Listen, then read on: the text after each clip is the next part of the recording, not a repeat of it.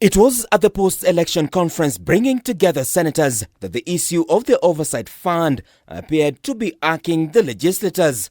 Senate Speaker Amoson Kingi rejecting attempts by the National Assembly to amend the constitution in order to operationalize the funds. That is the most dangerous path, and we are going to abandon that. We can still operationalize that without necessarily even adding a comma or removing a full stop to the constitution.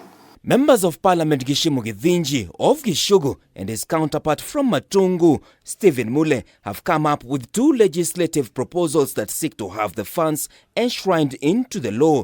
But Speaker Kingi says that the move will set the country on a dangerous trajectory that will be met with opposition from the Senate. Let us resist that invitation that came from the National Assembly.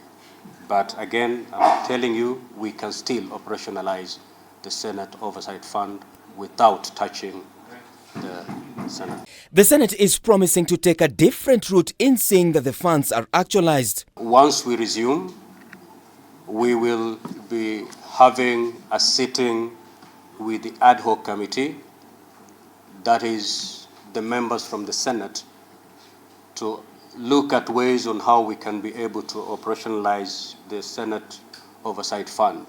In fact, the Senate leadership, led by Majority Leader Aaron Cheruiyot, is threatening to frustrate activities from the National Assembly, including the passage of the NG-CDF, should Parliament fail to support Senate's quest, thus igniting supremacy battles between the two houses. We need the Oversight Fund, but we can do without it. National Assembly, I doubt if they can survive without CDF. For them to have CDF, it has to pass through this House of the Senate. And the things they are saying about this being an elder's house, blah, blah, blah, and the kind of, we can decide to play hardball and say, okay, fine, let us just remain with the duties of oversighting. We see how far they'll go without this CDF issue. Kakamega Senator Boni Halwale is arguing that the funds should be allocated on the basis of the number of constituencies within a county. We don't need development funds in the constituency for the MP and in the county for the senator. What we need is the ability to oversight ile kazi yenye inafanywa na executive in the constituency and in the county. And that money is not too much. Kwa hivyo kama wanataka tuishi vizuri, tuwe na heshima kwa nyumba. Sisi vile tunavyoheshimu, tunataka pia wao wawe na heshima kama hiyo. Mimi kama kiongozi hutawahi nipata nikizungumza kwa njia ya kukejeli ama kuwachokoza ndugu zetu wa jumba la National Assembly.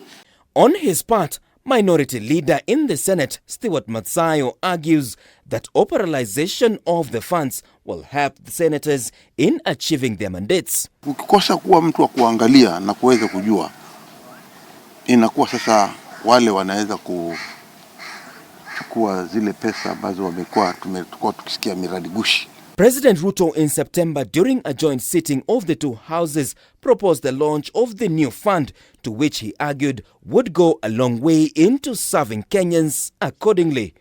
Martin Opio, K24 TV.